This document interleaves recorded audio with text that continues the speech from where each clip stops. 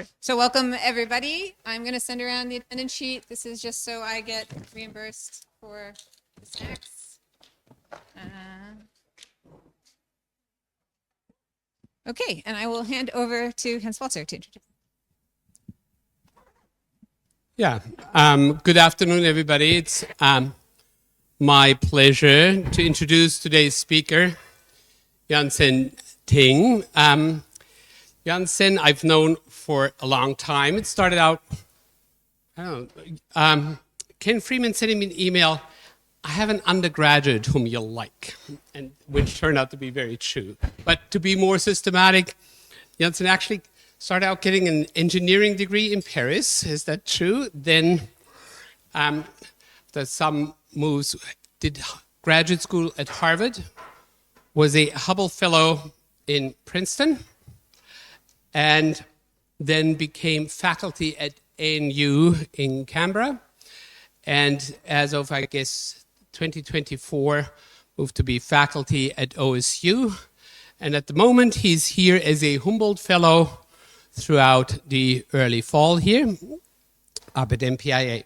Scientifically, I guess there are two things to say about Yuan-Sen's work. It's revolved around many things that relate to the Milky Way, but in particular spectroscopy of stars and how to do that problem right.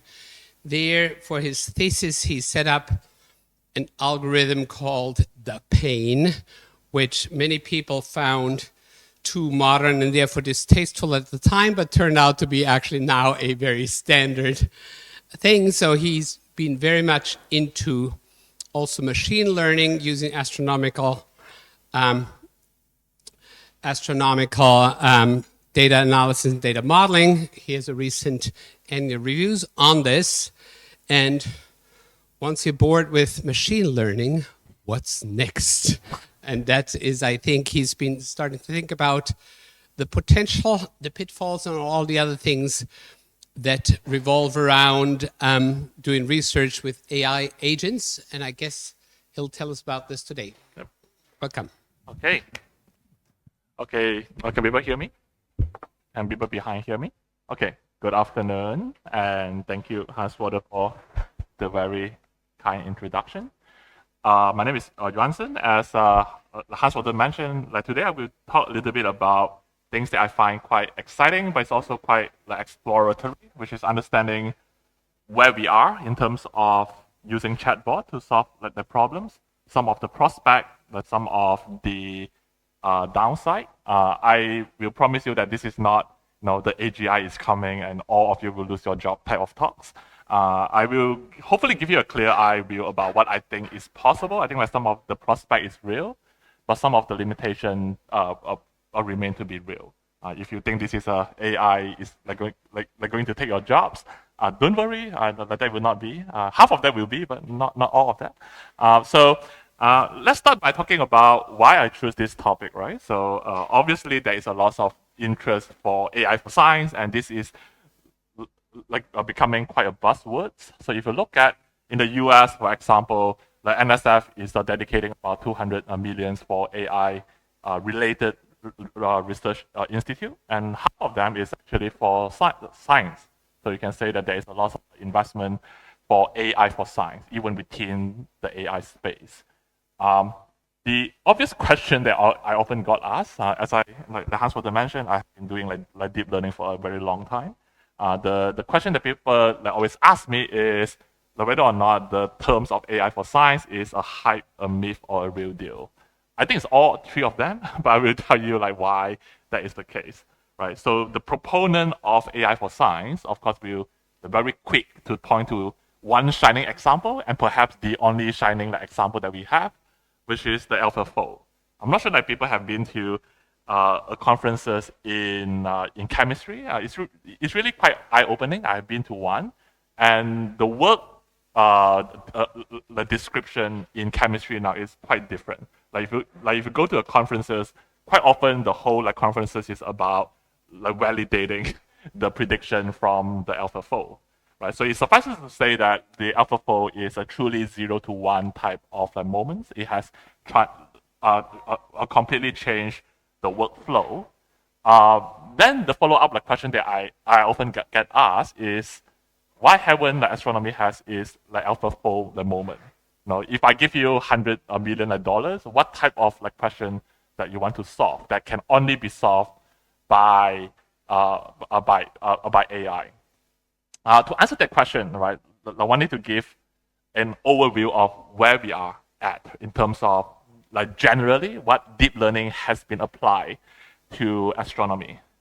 For that, as Hans kindly mentioned, last summer I was here, but you probably would not see me because I have been holding up to write the annual review. If you want to have a deep dive of what has happened in the last 10 years, I would encourage you to read this piece. Took 3 months of my life that I will not get back. But a short version of that is that most of the deep learning in astronomy, deep learning meaning that neural network type of modeling, really comes down to 2 applications, right? So one is understanding how we can do the statistic more robustly. A prime example will be cosmology. Right? If you think about a lot of the way that we have made inferences, connecting simulation to observation, we are always relying on some heuristic from human. We calculate the power spectrum, we calculate the bispectrum, and we try to summarize the knowledge in a stochastic field with our assumption. But we also know that most of the summary statistic that we can come up with is imperfect, so you lose some of the information. So this leads to a broad a research topic called the simulation-based inferences. My understanding is that there will be a conference here in November about that. So this is one area that people have been pushing. The other area that people have been pushing, of course, with the LSST now producing data, people are using deep learning to serve as a broker to analyze the data. These are all good, right? So I'm not saying that these are not important, but most of the application in deep learning in astrophysics for the last 10 years, from 2015 to 2025, is mostly in these 2 categories. I will start by giving you a provocation talk, which is if you just apply AI to this, those are important, but you will never get to a 0 to 1 type of moment. None of this research will be transformative. It's important, but it's not transformative. And why this is the case is because the complexity in astronomy is too low for AI, right? So the running example that I always give is that my niece has more non-Gaussian information compared to the entire universe. So astronomy is fundamentally very, very Gaussian, right? We started with a Gaussian random field, which is the CMD, and because of gravity, you form some structure, and therefore you break the non-Gaussianity. So most of the structure is actually still things that structure that we care about in many of the cases in, say, in cosmology are still highly Gaussian. Why this is important is because if you think about what deep learning has been applied for individual tasks, quite often you have the following. You have some data, you have some theory, you try to analyze the data with or without deep learning. In biology or chemistry, because the complexity is very high, meaning that in some cases they simply have no human heuristic to solve the problems. If you take the example of protein folding, there's just no way to do that. The complexity is extremely high. But in astronomy, there are basically no such example, right? So most of the thing, we have a pretty good human heuristic to do most of the thing. There are still a few pockets that are quite difficult, like the Navier-Stokes and all this. But a big part of astronomy, such examples do not exist.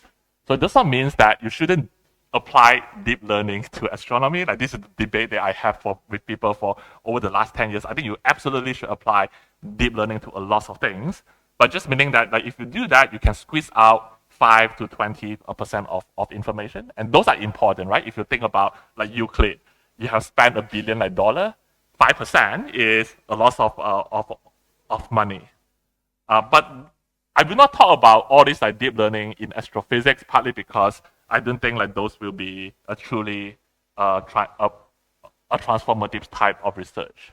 So this leads me to the last few years I have been like going rogue, just thinking about what else I can do if my life is ruined. So I'm thinking, okay, maybe I should think like outside the box and see how much I can push the research in terms of the agentic research. So I will define what is like agentic research shortly.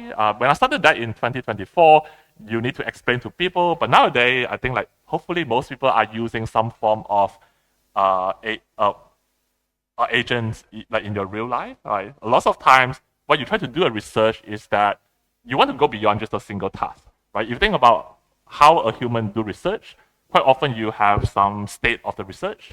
You want to come up with some plans. You evaluate the plans, and then you loop like, over that. The whole idea of using like the autonomous like the agent to do like research is asking how much I can fully close the loops, and in what question I will be able to close the loops, right? So this is very different from using Claude Code for your research, right? If you use Claude Code, you are still having human in the loops to use AI to help you. So the definition of fully like agentic research is asking what type of like question I can fully close the loops. When I started that in 2024, like people would think like this is a bit far-fetched, but I don't think like is that far-fetched anymore. So for example, last year when I visited Heidelberg, there are a lot of news on the Olympiads, right? So the AI like models that started to win all the gold medals in all the Olympiads, right? From last summer. For example, they win the math Olympiad, like they won the gold medal in the physics Olympiads.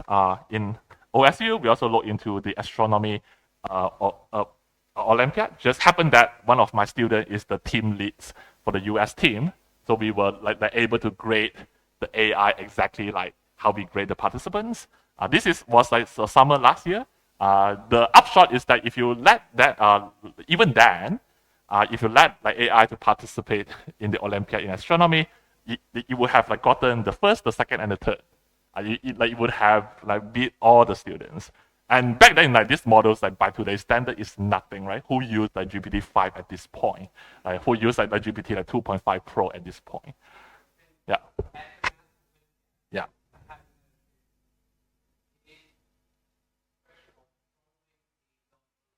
Yeah. Yeah. So so the point is like like yeah. So yeah, we get back to that point. So it's a very good question, right? So the Olympiads, of course, is not a very good gauge. It's one slices of the intelligence. But the question is non-trivial. For example, one of the theory like question for this for last year is on the binary system, right? So you need to do some calculation, and that I don't think like at this point that people doubt the AI can do that extremely well, right? So like in 2025, like people might be surprised, but like now, like I don't think that people will doubt that this is possible. But that is just a very small slice of intelligence, which is not really agentic research, right? So the whole idea of like agentic research is how much we can harness the intelligence of LLM to perform a task like a human researcher, right? So what type of task that is more elaborate than just an Olympiad like question, but require these loops. So right in 2024, we started to explore this like question. I'll just remind you that back in 2024, there is no Claude Code. It's only pure API. We have to build everything from scratch. So the first like question that we tackle is the James Webb spectra. Of course, like James Webb was the hottest the hottest news like in town. So we decided to say, okay, like let's say I have some data from JADES. What can we do with agents? Right? Particularly, let's say you have some SED from some like galaxy. Can you let the agent to do the task? So what do I mean by doing the task? Like you might say, well, this is fitting an SED. What's the big deal? It's a chi-square a minimization. Yes, if you have a fixed model, like this will be a chi-square like minimization. Just like if you have a grad student, is a first-year grad student, you say, let's try this GitHub repo, right? These are some assumptions, some star formation history. Let's minimize the chi-square. And then your student come back and say, hey, I feed that.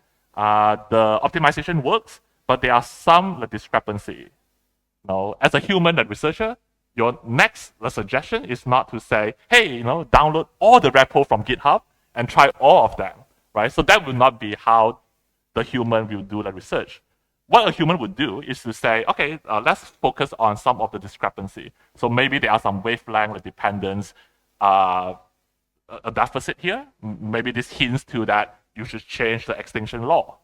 Or you can focus on the fact that it's under the producing in the ultraviolet. So maybe you should change the star formation history to create more young star, and therefore you can fit the deficit.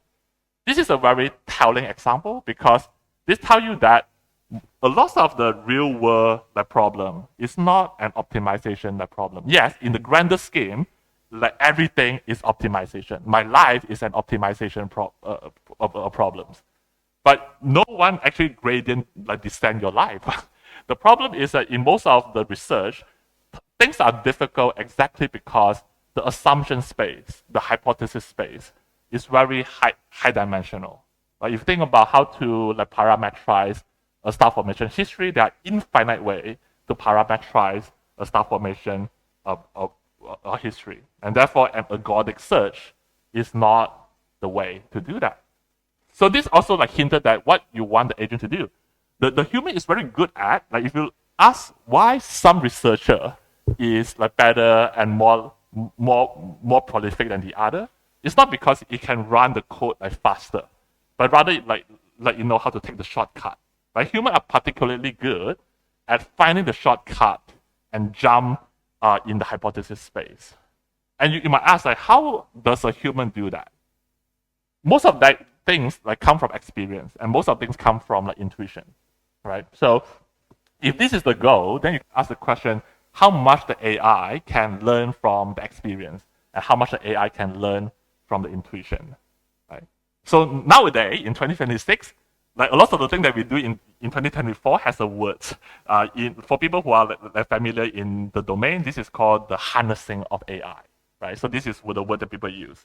But the idea here is to say, how much you can let AI self-improve, treating that like a grad student. Let it to experience the real world and summarizes the knowledge, right? So back in 2024, we introduced Mephisto. I have to be very careful because here is Germany. But my understanding is that according to German folklore, Mephisto is a demon who trades the soul for knowledge. So this is exactly what we do. We trade our soul for the AI overlord for knowledge, right? So what Mephisto aim to do is what we call the harnessing now in AI, meaning that you try to let the AI to close the loop, right? Meaning that the AI will have a library to look at the literature and come up with the ideas, and then the AI will extract codes that it needs. And this turned out to be quite difficult. I'll come back to this point. You need to have AI is able to say, I want to use this part of the code, and then execute the code. This two parts is actually not too difficult anymore because Claude code do that. But then what you want to do is AI is able to learn from the mistake. So the AI will say, okay, I will try some strategy. Some work, some do not work. Then I will try to memorize the strategy. This is also not new now in 2025. It's called skills, right? So if people are familiar with, back then we didn't call that skills, we call that knowledge base. But nowadays the skill is the equivalent. You want the AI, it's like you have a grad student, you lock him up, just give them the SED to fit, and then the student will make notes of what works and what do not work. You will expect the student to learn over time, some good strategy, and learn from the intuition, right? So this is the whole loop. You execute some of the strategy, you evaluate the strategy, you distill the knowledge in the form of notes, right? And then you will try to repeat. You hope that with this type of loops, the AI will be able to go beyond the native ability of the AI. Because now the AI have experience, and therefore it can use some of this. The word that I love to use now is know-how, right? Know how to do something. A lot of, as a good researcher, what you you price quite often is the know-how. So how much the AI is able to learn the know-how. So back in like 2024, we started to feed Jade's spectra from James Webb's. So what I am showing you here, the y-axis is the chi-square of the average of the feed for Jade's SED. X-axis here are how many training loops that you have, like how many games the AI has played. Back then, we only have the GPT-4o. Like people might have like forgotten what is the GPT-4o. So if you ask the GPT-4o to use some tools, the AI can do something. But if you let the AI to play the game like long enough, then it will actually collect a lot of know-how that will lead to a better a solution that is not the native ability of the AI. So what is this type of know-how? In the case of SED, it's actually very intuitive. If you open the black box and look at what the nodes, or now we call skills, that the AI has written for itself, like if you have something like, oh, if I overestimate UV and optical band, I should change the EB like -V. Is Greg here? No, like Greg is not here, right? So this is something that a human would do as well, a very intuitive way how you would take the shortcut when you see something, like what is the next step to do. But this type of know-how is pretty useful, right? You change the strategy, and you change the assumption, and quite often it leads to a better a solution of the SED. So how do we know that this also works? So we play some fun game with the AI, right? So one thing that we do is to look at the Cosmos 2020. So in Cosmos like 2020, people fit the SED by first calculating a grid of like models and find the best fit based on the chi-square.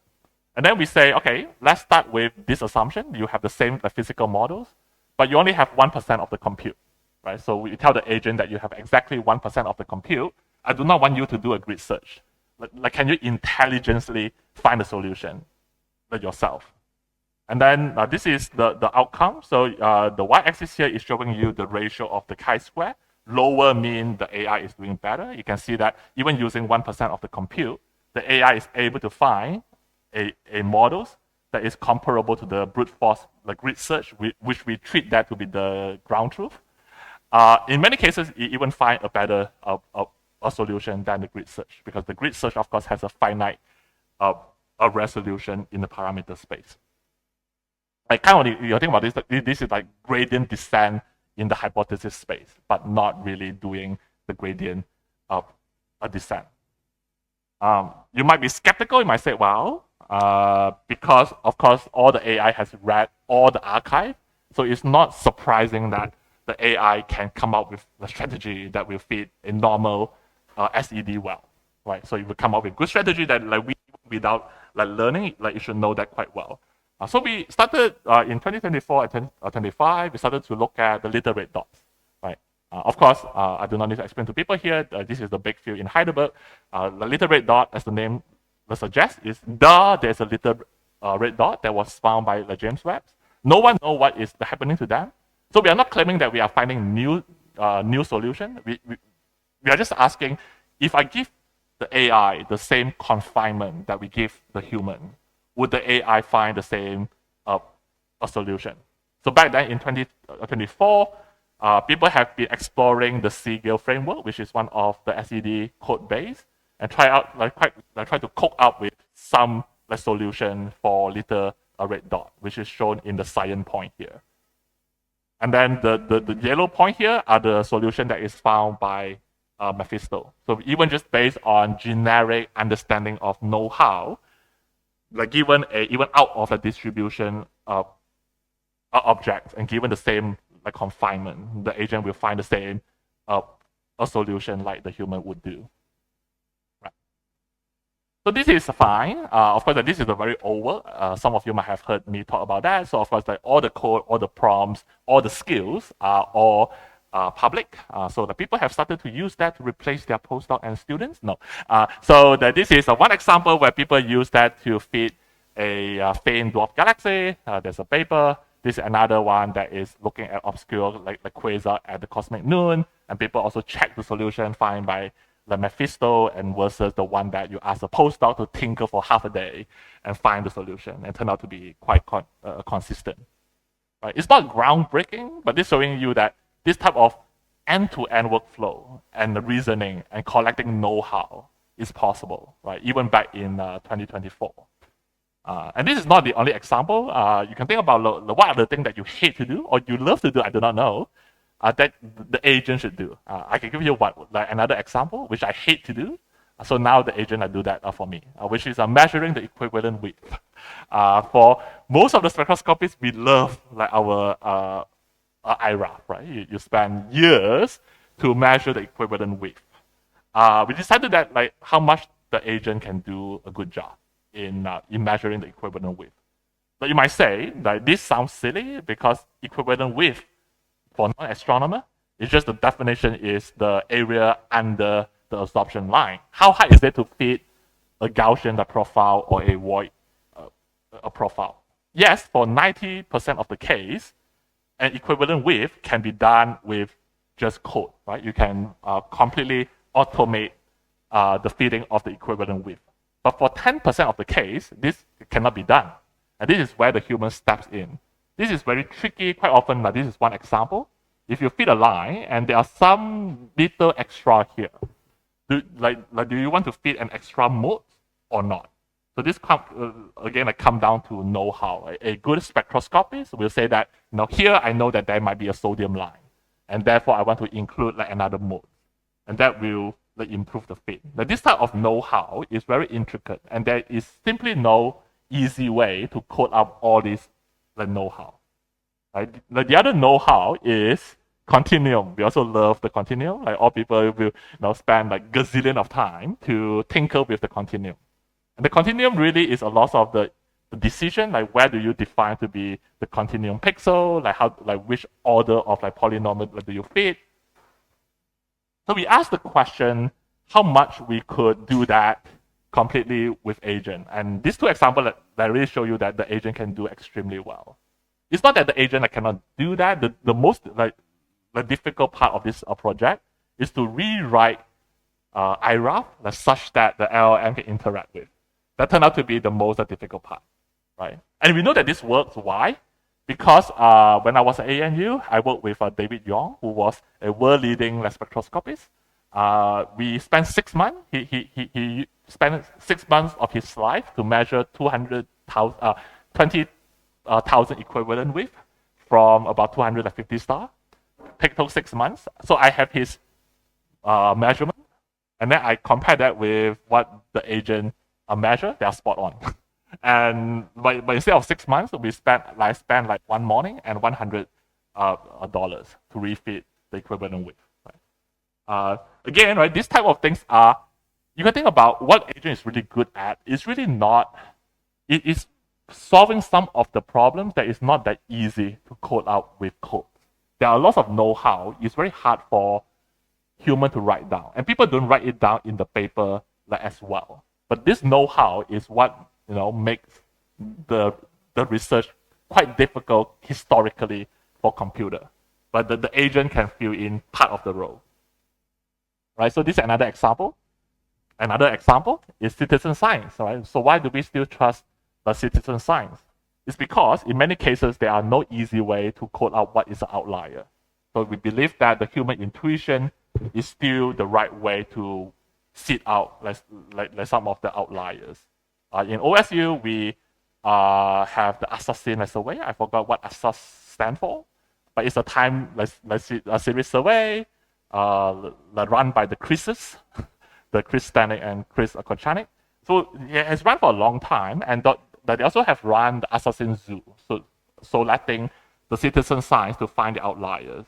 And we also do the same thing. It's actually more elaborate than just asking AI to see, but we build an agentic system. We are able to find 200 more outliers from the assassin light curve that are missed by the algorithm, as well as missed by the citizens. But also, you take like half an hour to sift through the entire catalog in assassin. Right. So you might think at this point, for student and postdoc, you might be thinking, what should you do? And for non-student and postdoc, you might be thinking how you should use your grant, Like, should you repurpose more your money for other things? The answer is no. There's a plot twist, right? I show you that what agent can do now, but there are also a lot of things that agent cannot do. The the reason that a lot of things that agent cannot do, despite what the people in Silicon Valley would love to tell you, we are nowhere near the AGI yet. All right, I don't think that this will happen in the next 10 years. Most of the intelligence that we have seen in AI is very brittle.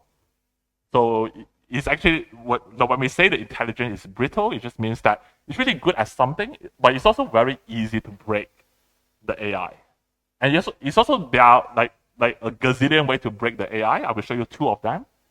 So back in 2024, people have realized that AI don't understand plots, which is really funny. If you make a pie chart, AI are not able to read out from the pie chart too well. This, of course, has been mostly closed in 2026, but in general, one can argue that apart from the languages, we have no foundation models. Definitely not in astronomy, despite what people tell you. There's no foundation the model in astronomy. But even visual models, we don't have really strong foundation models. A foundational models means that you truly have something that is very smart and generalizable. And visually, we haven't been able to crack that.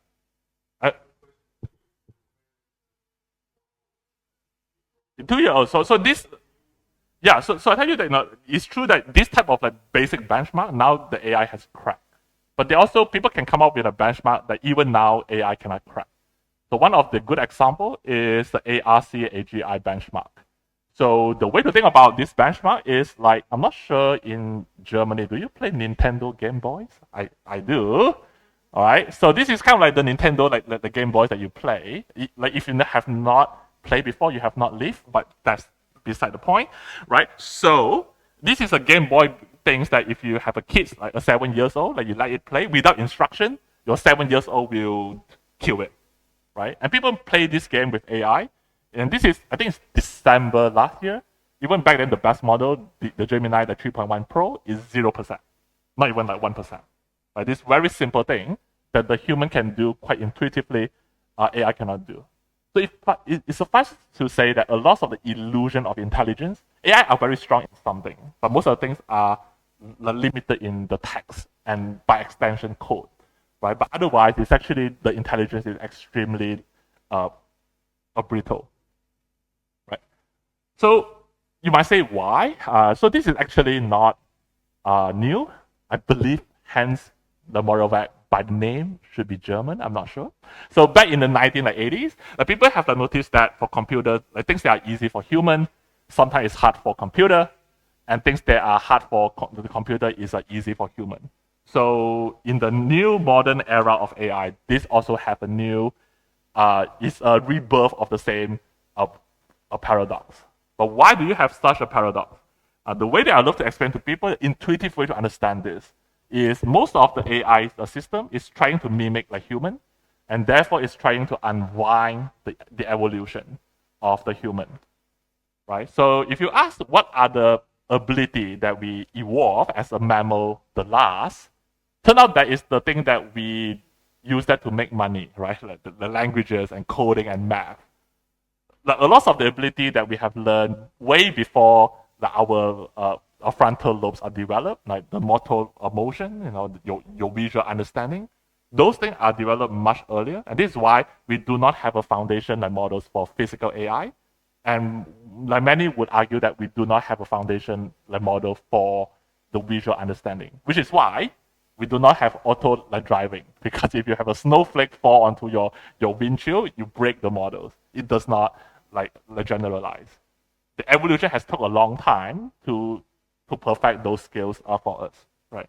So there are things that are very easy for human, they are hard for AI, and hard for AI exactly because we're looking at this thing quite differently. Partly again, just because for bad luck, I think human has been congregate in a way that we are pricing the ability the most for things that are the easiest, like coding, math, Not really. Like you think about World Cup is difficult, but but most of us don't make like money based on our like motor emotion. Most of us make money based on the coding and math and physics, and those are actually, no offense, is very easy like compared to what the Messi can do, right? That's the point. But it's also making money to make a lot more. But this leads to what I call the agentic research, understanding that the intelligence of AI is extremely brittle. For building any full-scale like the agentic system, meaning that you want to mitigate what the agents are not good at. So this is exactly when we think about like agentic research, it's not about you using ChatGPT or you using Claude Code, but rather asking what are the things that the AI cannot do well, how much I can help it to do well by giving some help and confinement. So basically, there are 4 pillars in terms of the agentic research. The first one, of course, is what we have seen, which is building an ecosystem that can interface with the agent, right? This is not only happening in astronomy, it's happening like everywhere. Like a lot of the software that we have built for the last 20 years, including like IRAF, is for human. But that is not the way to think about this anymore. You should build software for the AI to use. And this is why people are rushed to rebuild like a lot of the system, things as simple as your PowerPoint, your Microsoft document, such that the agent can interface.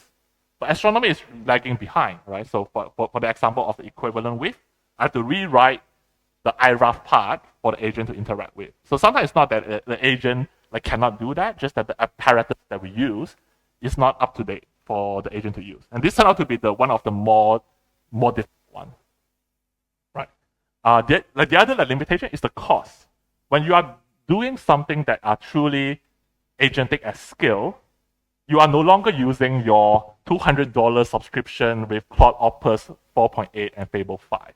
Because that will be way too expensive and it's also not less scalable. You want to find a model that is cheap enough, but you can repeat that like many, many times, but still is able to do the task that you want to do. Right? So this leads to like a lot of, like for example, if you take the Mephisto that we have just talked about, if you want to run that now with a GPT like 5.5, you could. It takes about $1 to feed an SED to do the reasoning, which is not much. But if you're thinking about like Euclid, then you cannot do that because the Euclid has billions of objects, which is a good number because if you want to do the reasoning for billions of objects, it will be about the same build cost as Euclid. And then you can go back to ESA and say, hey, we just want to like double the budget to do that, right? So that's not as scalable. So back in 2023, we started to think about how to beat down the cost. One of the ways to do that back then, the trendy way, is to train a specialized models, meaning that I do not want a very big models that can do everything. Maybe I should just need a small models that can do well in one thing. If I want to fit equivalent with, let's train a model that do extremely well in that and nothing else, right? So we started that. Like people might have heard of the Astro Llama, and then like this was the first model that we put out, and then it graduated to be Astro Sage, right? It's the old man that is wise and know astronomy, and the Astro Sage is a model that we train with the national labs.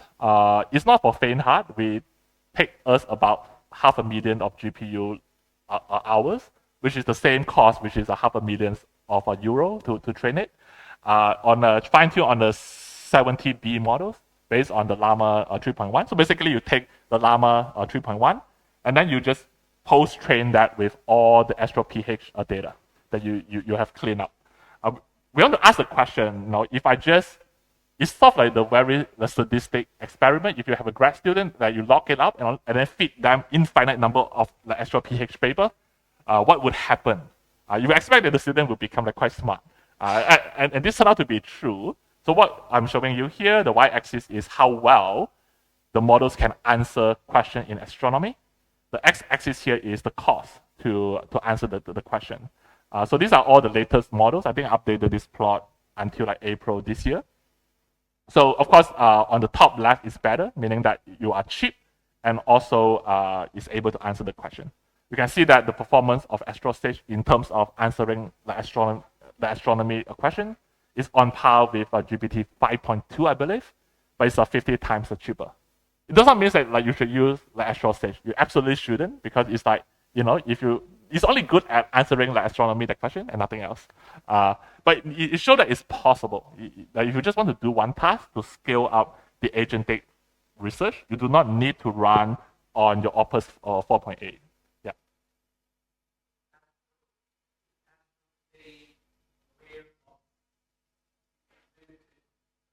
Yeah.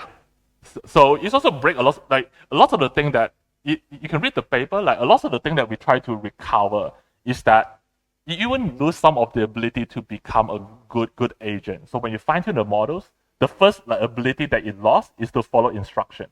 Meaning that if you ask it to output this in a JSON format, we'll start to lose the ability to follow exactly the instruction. So we took a lot of time to figure out how to do that. But in the end, we merged the two brains with the weights in a smart way. But anyway, the upshot is that you shouldn't train the models. I don't think in 2026, there's no reason to train your models, because the speed of the open world is developing is so fast, right? So even now we can beat 5.2. I'm pretty sure if I put 5.5 mini, it will pass us. But what it really shows is that it's possible to train an agent that is really good at one thing in a very lightweight format. This is another way to look at this plot. So just how far on the top left corner. So you can turn this dashed line into one value, which is the cost of efficiency, how cost efficient things are. So of course the actual stage when we publish it is the best, else we will not publish it. But the point that I want to show this plot is to look at the other models. Right? So if you look at just the astronomy Q&A from the beginning of ChatGPT, like the GPT-4, to now, it's only 3 years. It feels like it's a lifetime, but it's only 3 years. But if you look at the cost efficiency, it's 6 orders of magnitude, right? So this really points to the fact that you can think that AI is stupid. In many ways, the intelligence is extremely brittle. I am not an AI hawk, but also at the same time, I have not have anything in my lifetime that has improved the efficiency by 6 orders of magnitude in 3 years.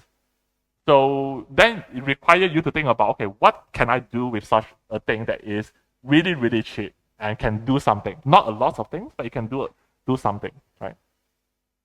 So this is the second pillar. The third pillar is somewhat related, which is in order to tell whether or not you can do some agent, cost efficiency is the key.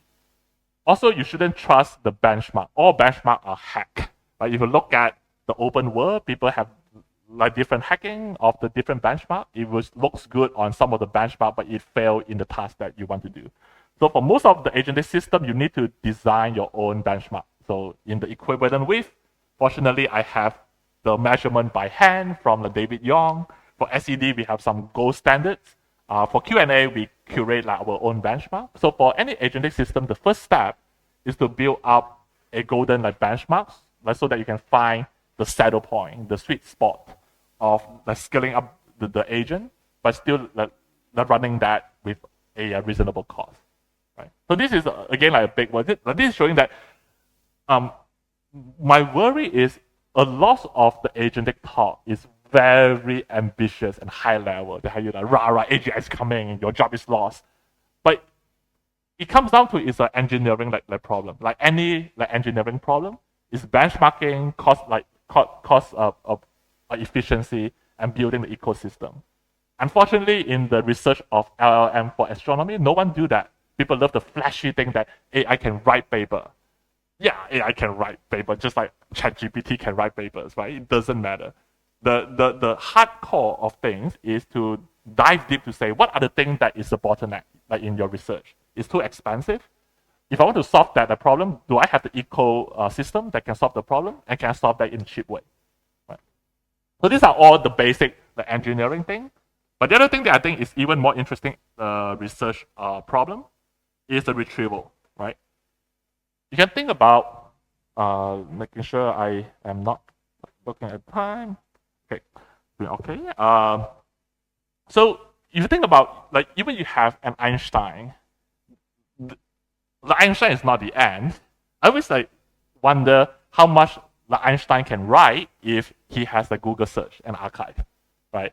So a lot of how well you can do research is how well you can do retrieval of information and use that information. Your inherent intelligence is part of the metric, but it's not the end. So this is the same thing for agent. When you are exploring the agent to do more elaborate tasks, more tools, more database, how do you really help the AI to be able to retrieve the right information?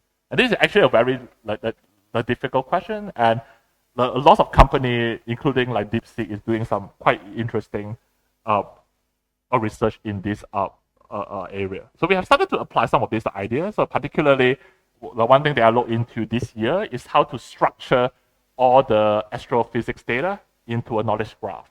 You can think about it as an efficient Google search for archive. If I want to have something, right, if I ask a question, how well I can pull out exactly the right paper and the right information. And this starts to be quite difficult. The classical way, if you take any LLM 101, including from me, the classical algorithm is to say we can use RAG, right? The RAG stands for Retrieval Augmented Generation. But that's a very poor way to do that. Just like your Google search, don't base on RAG. If Google based his search on RAG, it would be bankrupt at this point. Google has very smart algorithm to retrieve the information. So this is why we started to think about a lot of the strategy to use the LLM itself to distill a knowledge graph based on the literature and try to construct a Google search. I will not bore you with the technical details. If you're interested, you can talk to me more, but it suffices to say that a good Google search is better than Yahoo, right? So that's the point. But you can also expand this a little bit more. It's more than just your archive, right? So the other thing that we look into is, can we modernize SIMBAT and CDS?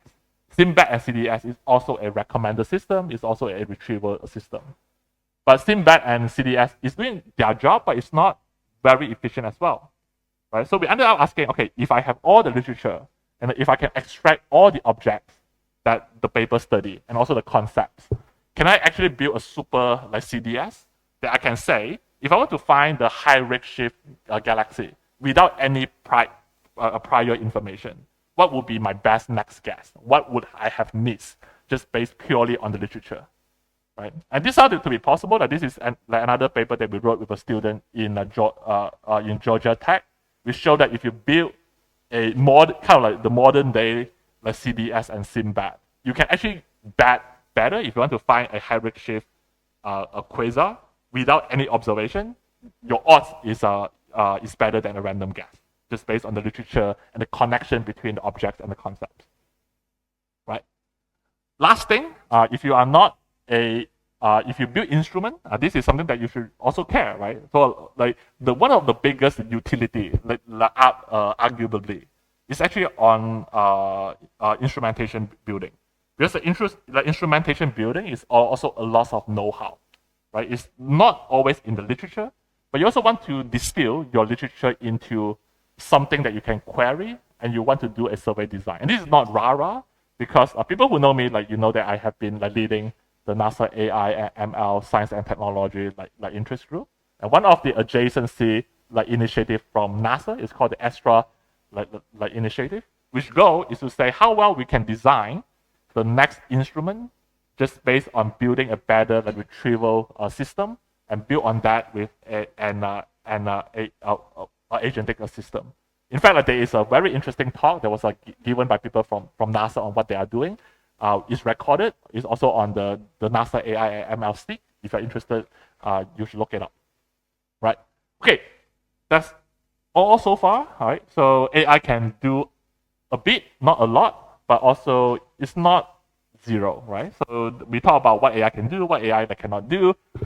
But whether or not you are a fan or a hater of AI, agents are here to stay. I will start by saying that agent is not going away, and agent will definitely do a lot of the tasks that you prize. No student should be allowed to measure equivalent width from now on, right?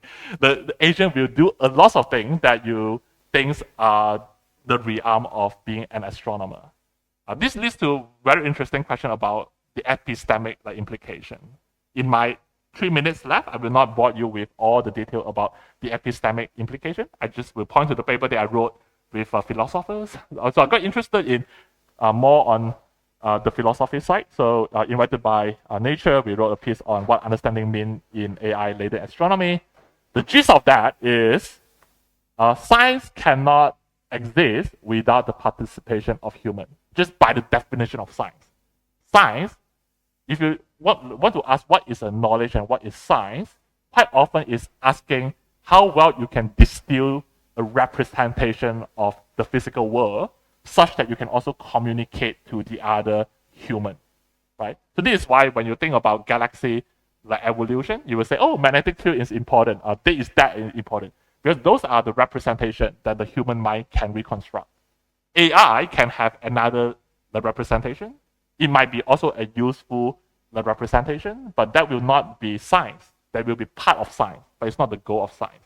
Science is very context dependent, and this goes really deep in philosophy. One of my highlights this year is to work with the philosophers. It shouldn't be a surprise here because Heidelberg is famous for being very philosophical, and it's really quite eye-opening to look at how the philosophers are jumping into the discussion now, right? So I was just saying that whether or not you have used AI or how much you have used AI or not, you should participate in this discussion. Not only at the level of applying, but also the epistemic implication. Because we are quickly defining not only what we do, but also the description of being a scientist, what is science and what is knowledge. Right. So I will stop here by saying that the reason that I chose the LLM instead of classical deep learning is because the complexity of astronomy is too low. So I personally don't believe that deep learning itself will change the astronomy, not a 0 to 1 moment. But aging itself is fascinating. It's a new paradigm that has not happened. But it's also beyond rah-rah, right?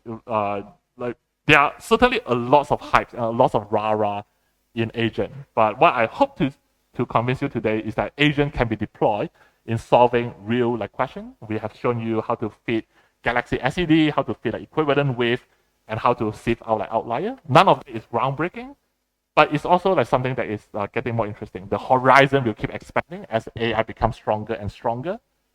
But it does not just come by itself. In order for agent to work, it's really an engineering task, right? You need to build ecosystem, you need to build retrieval system, you need to build understanding the memory benchmark. And trust me, I'm not sure, but I don't think OpenAI and Anthropic will do it for us, because we have no money for them, right? Some of them maybe, right? So a lot of ecosystem and all this, I'm pretty sure OpenAI will not be interested in binary. I'm not sure. I could be wrong. But you have to do that, right? And that is the real work. It's not the hype. It's saying that this is an interesting, boring engineering problems, but let's do it. Also need to keep the expectation low. There's no AGI, at least I don't see it. But I don't make as much money as all the other people, so my information is limited. I have not stared at the eyes of the Sauron yet, but I don't think AGI is coming just because the intelligence is extremely brittle. But it's not zero, so this is why it's interesting. Finally, of course, I will encourage you to engage in the philosophical question, in the epistemic implication of AI. With that, I will stop and take any question.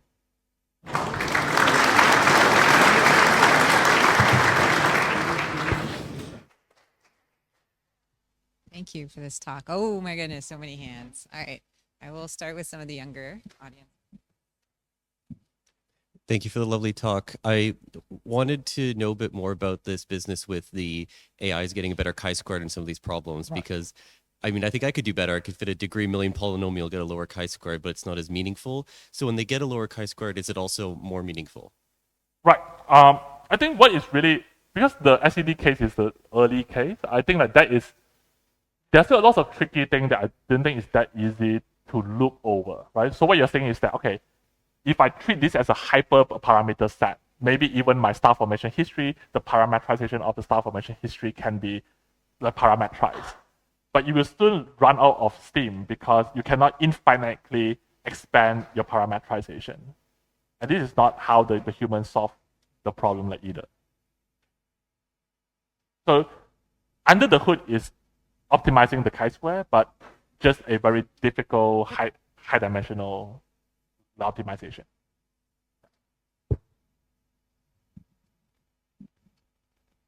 Okay, thanks for your talk.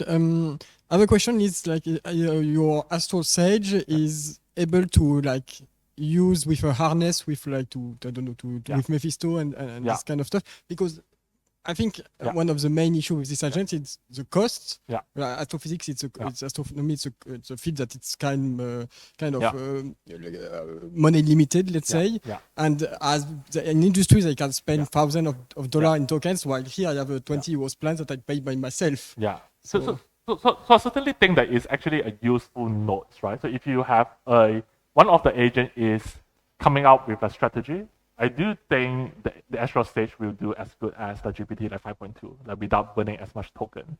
But it's also fundamentally damaged because even things like instruction and following is you have to do the rest with the other models, because most of these like agent harnessing, you really want it to write exactly what you say, right? If you want to say output in a bracket, you cannot like output with 2 brackets.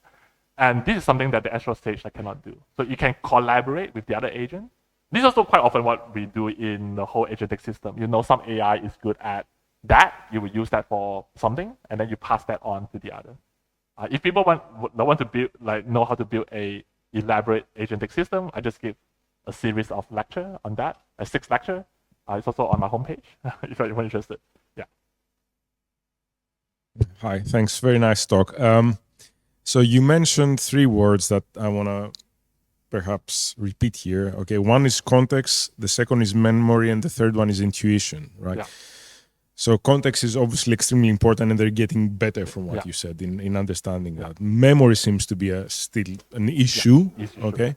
Now, intuition, we have developed intuition over many, many years of studying these topics, okay? And my question to you is, how do you advise your students, basically? How do you think students are going to build intuition given this new environment right now?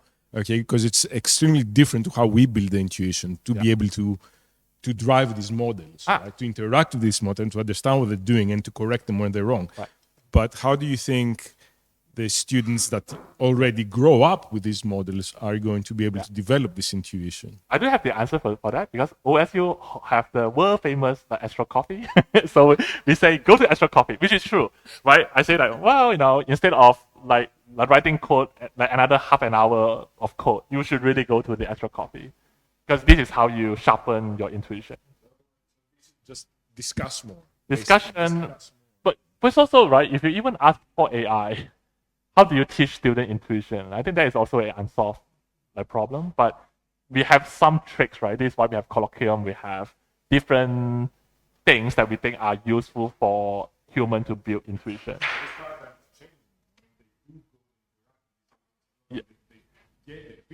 Yeah. No, I think in 2026 I am more grounded in the sense that I certainly have seen students get weaker in intuition because working with AI. I have also seen students get much stronger in intuition working with AI. So, yeah, I think it depends on the student. Yeah.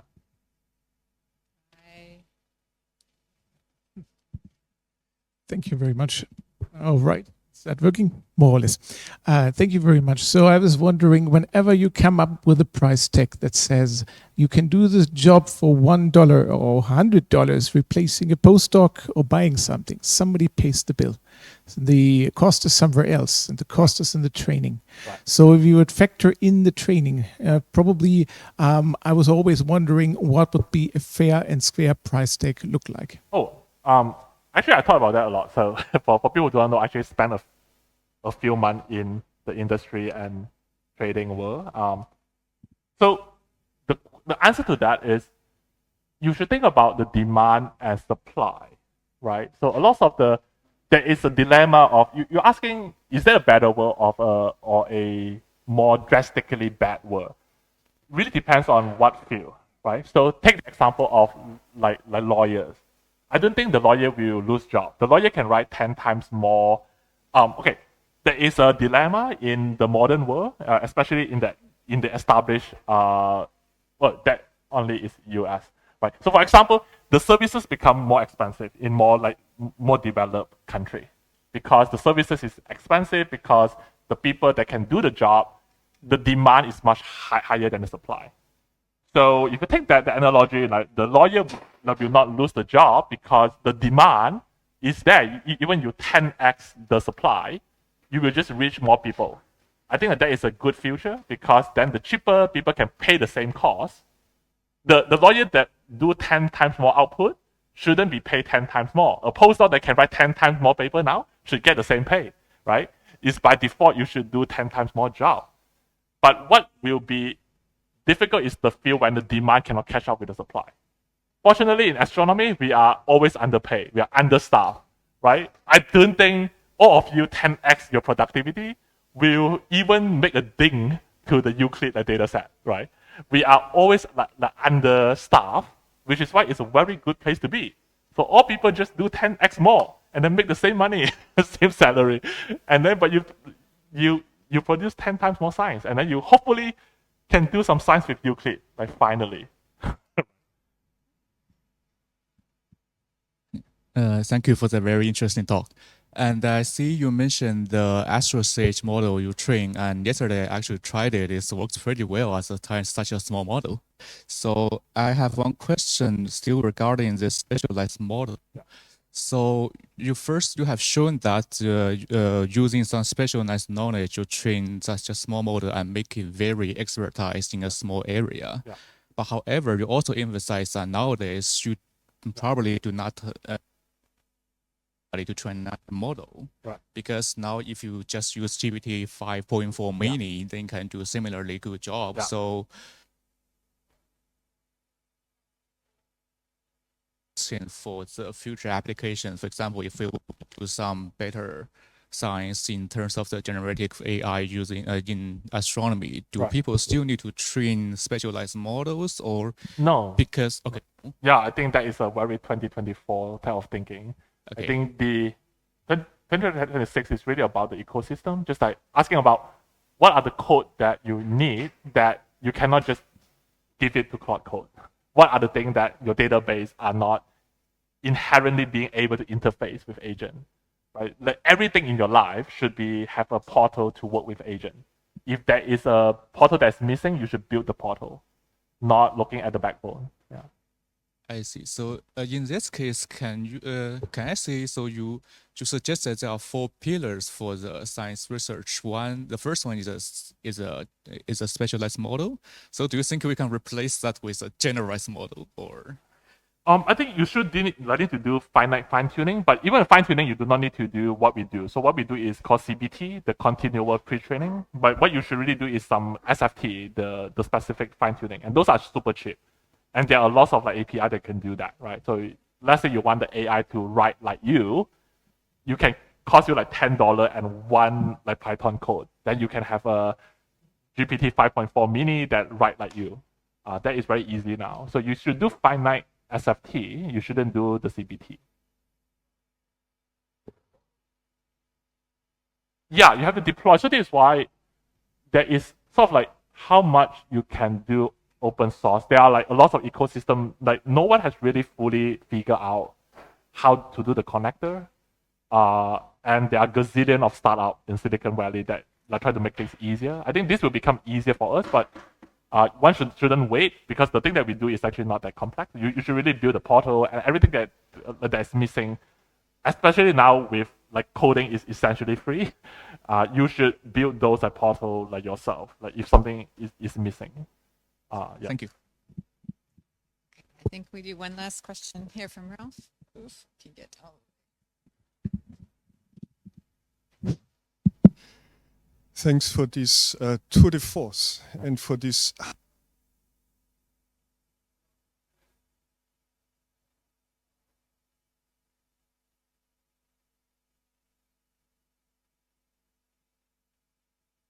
Yeah.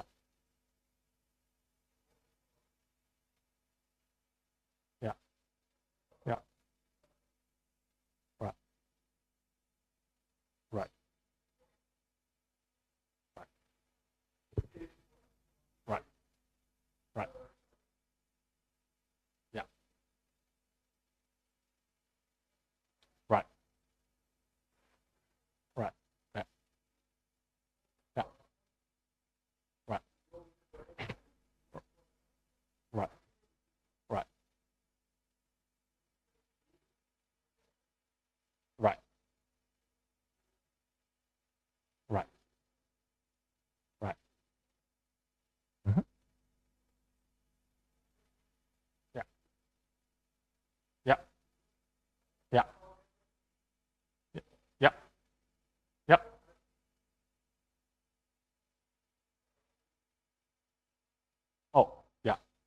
No, so this is again, right, is slightly embarrassing to say that there's a 2024 work, which is by AI time is 2 Hubble time, right? Sure, but it's not. I mean, no. The Yeah. developer doing all these right now, and it will become available next year, but not yet. The way to solve this problem is not to give it SIGO, right? So the thing that we wanted to do is to really just give it even more native building blocks. That's starting with like Cloudy or all these things that you can build more elaborate, different version of SIGO from the building blocks, right? Those are not possible in 2024 because even that we forced the AI for a long time to follow instructions. But now AI follow instructions so well, you can really build the very basic building blocks. You don't need to give it the full system. You just say these are 5 fundamental physics code that you should build on, and then you write your own code, and then it can evolve beyond the assumption that you mentioned. Okay. Yeah. Thanks. It has not been proven to be possible, but I think that is the way that I would as AI becomes stronger, you will want to break it down to even more atomized part of the code and let it build by itself. Yeah. Yeah. Yeah. I agree. So this is why so it's a case-by-case basis. Also, you want to keep releasing the constraint and see how well AI can expand beyond the boundary, right? You want to give it a bigger playground. Kind of like, when you are a young kid, you only play with 1 + 1 = 2. And then when you get older, you can play with log or exponential, right? And then you go on from there. Right? Yeah. Okay, there's more questions, but I think since Yuan-Sen will be here for the I will next 2 be here. months, and you can find him up at MPIA most of the time. I didn't come down. You have to come out. Okay, good. Then, let's thank Yuan-Sen again. Thank you.